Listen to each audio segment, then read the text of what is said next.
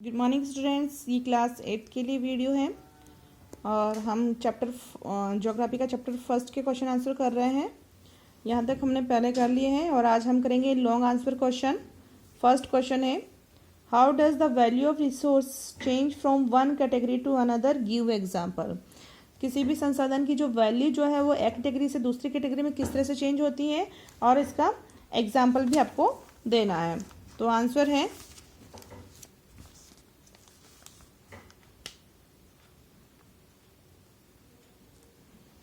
The value of any resources can vary from time to time and from place to place. जो किसी भी चीज़ की value जो है, रिसोर्सेज की वैल्यू जो है वो समय के अनुसार और स्थान के अनुसार चेंज होती रहती है। The kind of value may differ from one resources to another, और इसकी जो काइंड जो प्रकार जो है वो भी बदलते रहते हैं। One resources might have economic value whereas the other one may have aesthetic और नेचुरल वैल्यू। किसी रिसोर्सेज की आर्थिक वैल्यू होती है तो किसी की नेचुरल वैल्यू भी होती है। For example, waterfall has an aesthetic value, but when it is used to generate electricity, it has economic value.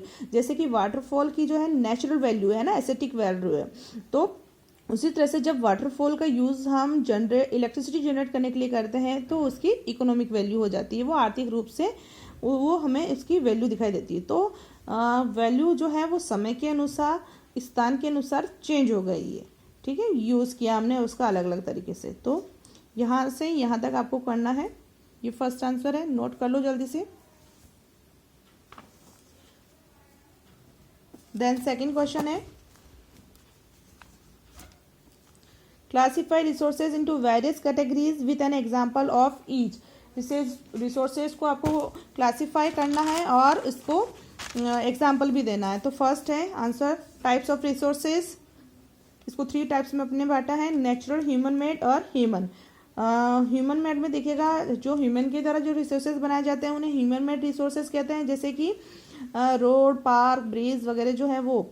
Human क्या है, ह्यूमन भी खुद एक रिसोर्सेज होता है। ठीक है, जैसे डॉक्टर, टीचर, ये क्या है, ह्यूमन स्वयं अपने आप में एक रिसोर्सेज, क्योंकि अपनी स्किल का, अपनी नॉलेज का इस्तेमाल करता है। नेचुरल क्या होता है, नेचुरल रिसोर्सेज को हमने 4 टाइप्स में बांटा है। फर्स्ट है on the basis of their development. Development के आधार पर जो रिसोर्सेज जो है वो है एक्चुअल रिसोर्सेज और पोटेंशियल रिसोर्सेज। एक्चुअल रिसोर्सेज वो होता है जैसे कि जिसकी क्वांटिटी के बारे में हमें पता रहता है कि ये कितनी मात्रा में पाया जाता है, किसी जगह पर कितनी मात्रा में पाया जा रहा है, तो वो एक्चुअल रिसोर्सेज हुआ। ठीक है, जैसे कि कोल झारखंड के अंदर। फिर है पोटेंशियल, क्या है, पोटेंशियल वो होता है जिसकी क्वांटिटी के बारे में हमें पता नहीं है कि ये यहाँ पर कितनी मात्रा में पाया जा रहा है, तो वो है यूरेनियम। ठीक है, एग्जाम्पल। देन सेकंड है on the basis of them organ. Sources के आधार पर जो है रिसोर्सेज को हमने 2 टाइप्स में बांटा है, बायोटिक और अबायोटिक रिसोर्सेज। बायोटिक वो होता है जो कि लिविंग थिंग्स से मिलता है, जैसे कि मिल्क, लेदर वगैरह। अबायोटिक वो होता है जो कि हमें नॉन लिविंग से मिलता है, जैसे कि सॉइल, रॉक वगैरह है। ठीक है, थर्ड है on the basis of the renewability. Renewability के आधार पर जो रिसोर्सेज है, नेचुरल रिसोर्सेज, वो 2 टाइप्स के हैं, रिन्यूएबल और non renewable.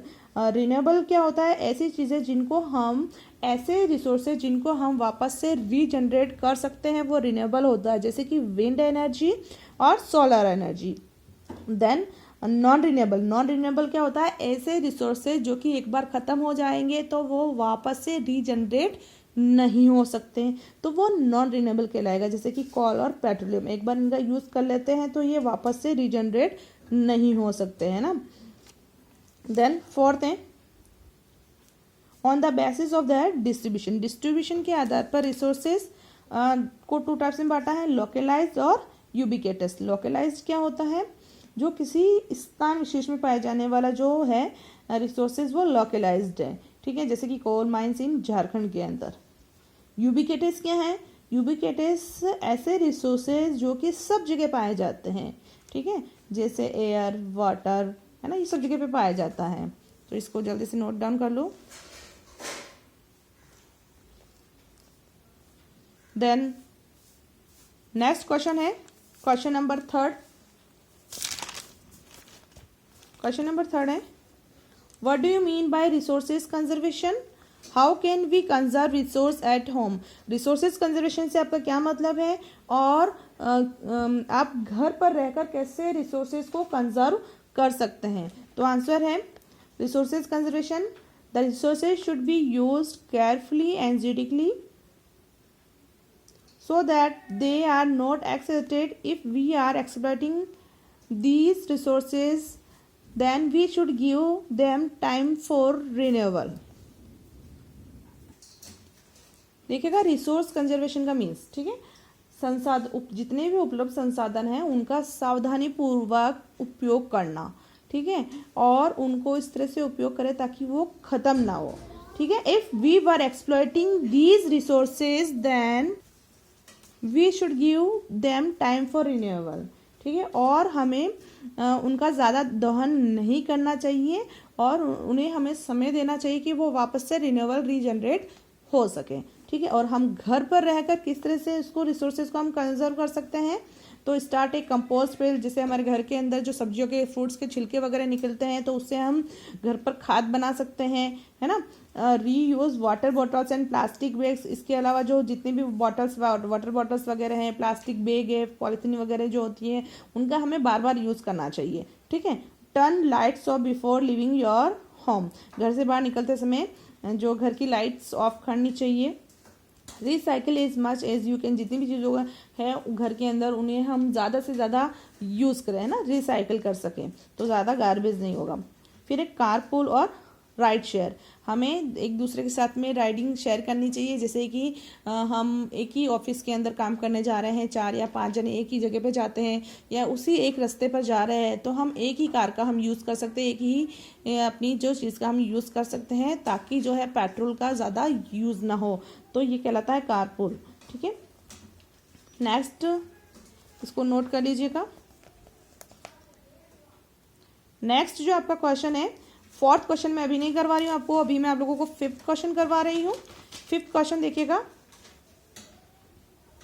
Human beings are considered as the most important resources, explain in brief. जो ह्यूमन बींग जो है वो उसे बहुत ही महत्वपूर्ण रिसोर्सेज माना गया है, सो एक्सप्लेन करिएगा।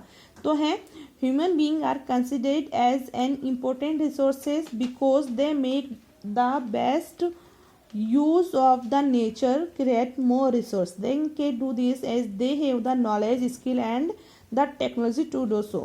तो क्या है, ह्यूमन बींग जो है उसे बहुत ही महत्वपूर्ण माना जाता है, रिसोर्सेज माना जा रहा है। क्यों माना जा रहा है?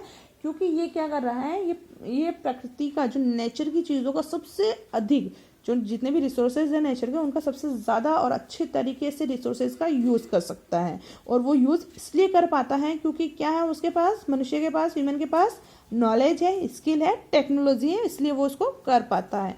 So this ability is acquired by people on the basis of education received by them. और ये जो इन लोगों के अंदर जो एबिलिटी, ह्यूमन के अंदर जो एबिलिटी, वो किससे प्राप्त होती है? एजुकेशन से मिलती है। तो जल्दी से इसको भी नोट कर लीजिएगा। और आज हमारा एक क्वेश्चन रह गया है, ठीक है, और नेक्स्ट वीडियो में एक क्वेश्चन कंप्लीट करेंगे और नेक्स्ट चैप्टर स्टार्ट करेंगे। Thank you.